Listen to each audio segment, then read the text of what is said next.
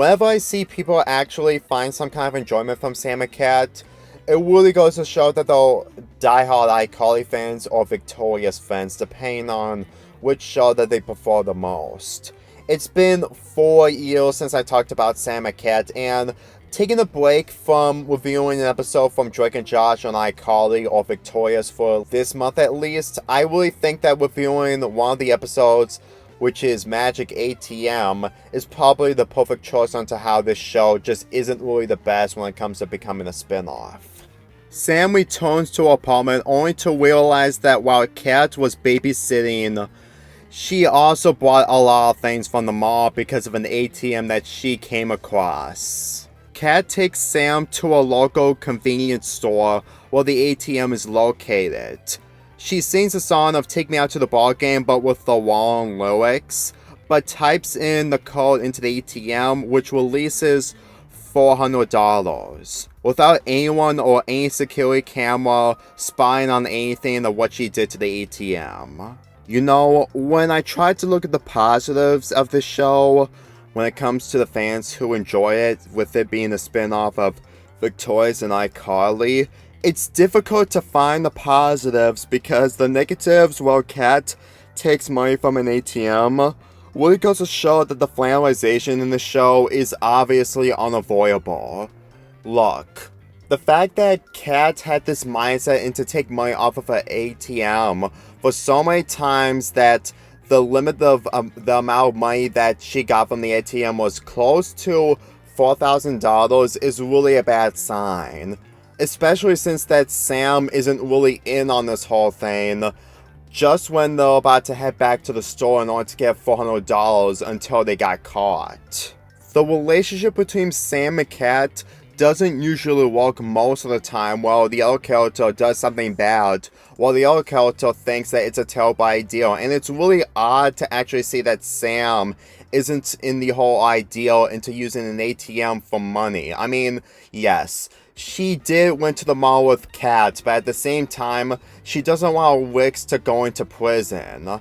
And it's honestly amazing the fact that Kat managed to stay out of trouble for the amount of times she went to the ATM to get $400 every time. Especially in the second half of the episode where they get arrested and the police eats the monkey pills, which is not really for them, and he actually thinks that they're lying to him. Seriously? You think that they're lying to you because they say that the monkey pills for the monkey?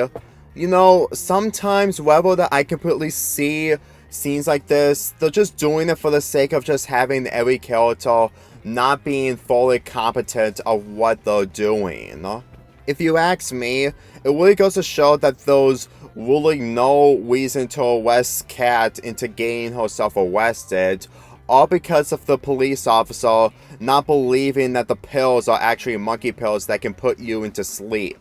If you guys say that I'm exaggerating and taking the show too seriously, well, how am I supposed to take this seriously while it expects you to enjoy an episode while Kat takes money from an ATM and she gets arrested for it? And considering that she's been doing this for so many times, I actually expected her to be at least understanding that this whole thing isn't the right thing to buy stuff for yourself.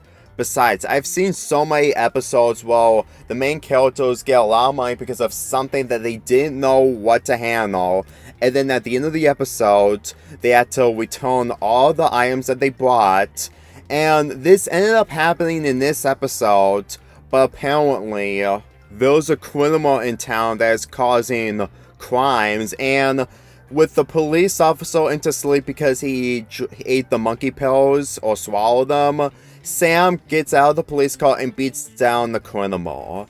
And she and Kat receives $5,000, which means that they can be able to pay back the $4,000 that they used from the ATM. I would have easily tolerated this at the fact that Sam actually did a good deed in order to get her and Kat out of a predicament, but then afterwards, Kat said, "We learned nothing." That isn't supposed to be funny.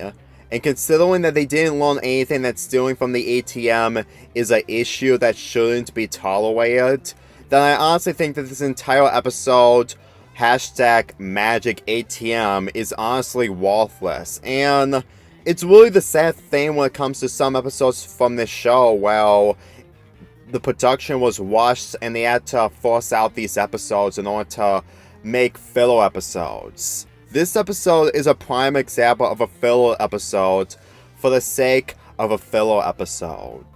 For an episode that involves two characters that get instantly flanderized, no matter if this is a spin-off or not, by stealing money from an ATM or because of a song that they mixed up while typing in the password, I honestly think that this entire episode would have been better executed if it actually happened on a different show. I'm sorry, but the ideals of having Sam and Kat doing this type of stuff just doesn't usually work, while the second half of the episode involves them capturing a criminal just when they're about to get arrested because they steal the $4,000. In all honesty, it's honestly a lose-lose situation whether if you enjoy this episode or not, regardless if this episode is entertaining. For me at least, it's not even close.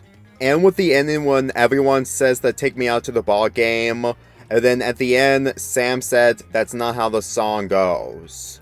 You know, I honestly think that everyone in this episode, especially in this show, aren't obviously sane, except for Dice. But at the same time, I honestly think that whenever I completely look at this episode, and I got this idea on reviewing this episode, I pretty much knew that Sam and Kat wasn't really a good show regardless of being a spin-off. And people say that the downfall of Dan Schneider's Bakery has started with the SETI arc in iCarly. I know I've discussed shows that came to an end in the 2010s and we're reaching into a new decade to expect new media, but at the same time, whenever I completely look at this, I think it really sums up everything onto why Jeanette McCurdy isn't returning for the revival of iCarly. I'm not trying to say this because she already got a spin-off show of her own, but the fact is that she really doesn't contribute much when she's handling without the iCarly gang. If she was actually part of the iCarly gang for the revival, I honestly think that nothing would have changed. Which pretty much explains onto why the revival of iCarly is going to be much more different compared to the old iCarly that premiered in 2007. All in all, this episode is a mess, just like most of the other episodes from this show. If I'm ever gonna find a good episode from this show that is considered enjoyable, but also with a good plot, it's gonna take time for me to actually find one that I can able to give a positive look. So far, this is the second episode review from the show, and it's gonna take a while for me to actually find other episodes that are considered enjoyable if I can find them from Sam and Kat. As for #MagicalATM, it deserves a 2.75 out of 10. Let's get this started again.